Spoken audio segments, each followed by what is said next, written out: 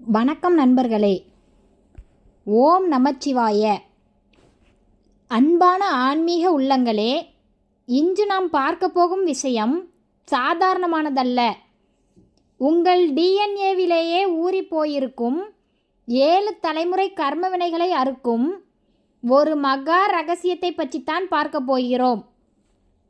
பொதுவாகவே சிவராத்திரி என்றால் நாம் சிவனை தேடி ஓடுகிறோம். அது சிறப்புதான்.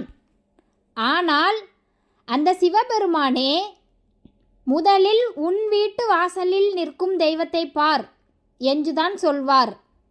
அதுதான் உங்கள் குலதெய்வம். குலதெய்வம் என்பது உங்கள் வம்சத்தின் வேர். வேருக்கு நீர் ஊற்றாமல் கிளைகளுக்கு அபிஷேகம் செய்வதால் பலன் குறைவுதான். பலருக்கும் ஒரு சந்தேகம் உண்டு. 7 தலைமுறை சாபம் என்றால் என்ன?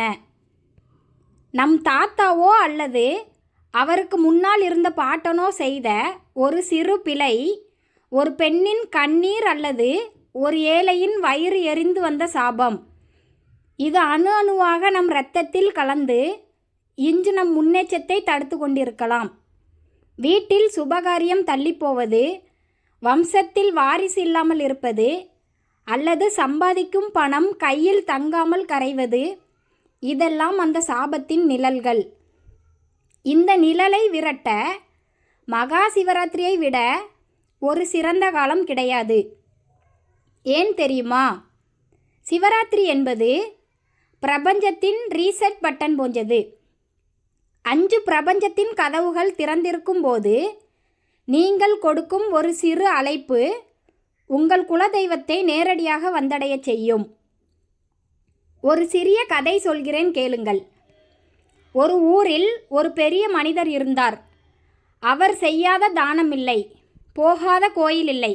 ஆனால் அவர் மகன் ஊர் சுற்றியாகவும் தீய பழக்கங்களுக்கு அடிமையாகவும் இருந்தான். அந்த பெரியவர் ஒரு ஞானியிடம் சென்று அழுதார்.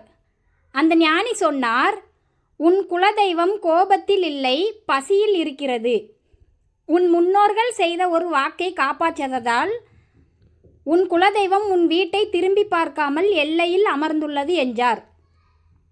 அந்த பெரியவர் வரப்போகும் மகா சிவராத்திரி அன்று தன் குலதெய்வ கோயிலுக்கு சென்று ஒரு இரவு முழுவதும் கண்விழித்து தன் முன்னோர்கள் செய்த தவறுக்காக கண்ணீர் விட்டு மன்னிப்பு கேட்டார். அன்று இரவு அவர் கனவில் அந்த தெய்வம் தோன்றி, இன்றுடன் உன் சாபம் முடிந்தது என்று ஆசி வழங்கியது. அடுத்த சில மாதங்களிலேயே அவர் மகன் மனம் மாறி குடும்ப பொறுப்பை ஏற்றுக்கொண்டான். இதுதான் குலதெய்வத்தின் வலிமை.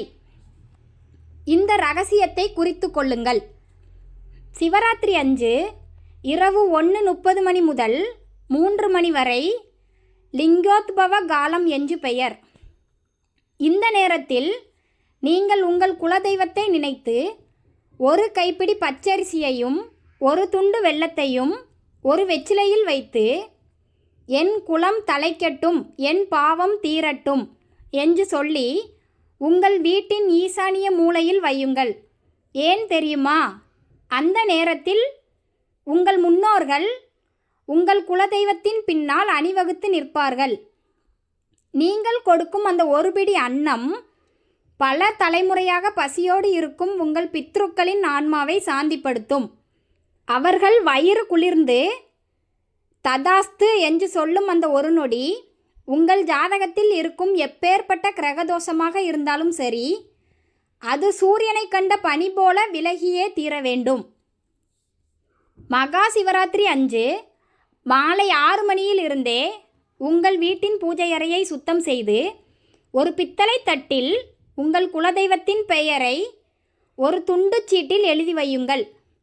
ஒரு பெரிய அகல் விளக்கில் நல்லெண்ணெய் ஊற்றி பஞ்சு திரியிட்டு தீபம் ஏற்றுங்கள். அந்த தீபத்தின் ஒளியில் உங்கள் குலதெய்வத்தை ஆவாகனம் செய்யுங்கள். சிவராத்திரியின் 4 காலங்களிலும் நீங்கள் செய்ய வேண்டியது இதுதான். முதல் காலத்தில் உங்கள் வம்சத்தின் வறுமை நீங்கவும், 2வது காலத்தில் நோய்கள் தீரவும், 3வது காலத்தில் எதிரிகள் தொல்லை ஒழியவும், 4ஆம் காலத்தில் உங்கள் குலத்தின் வாரிசுகள் தர்மத்தோடு வாழவும் வேண்டிக் கொள்ளுங்கள். விதி என்று ஒன்று இருந்தால் அதை மாற்றும் மதி உங்கள் குலதெய்வம் மட்டும்தான். யாரோ எவரோ எதையோ சொல்கிறார்கள் என்று குழம்பிக் கொள்ளாதீர்கள்.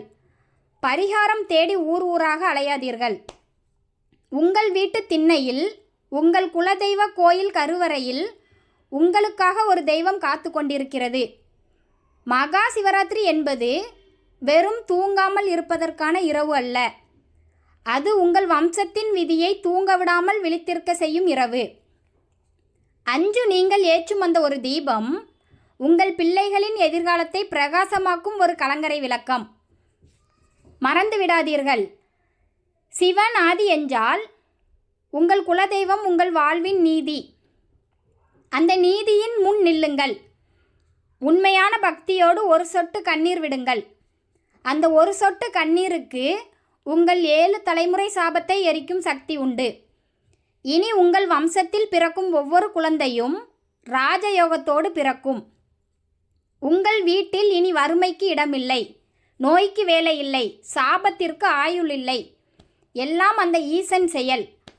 உங்கள் குலதெய்வம் உங்களை காக்கட்டும். ஓம் நமச்சிவாய. நன்றி, வணக்கம்.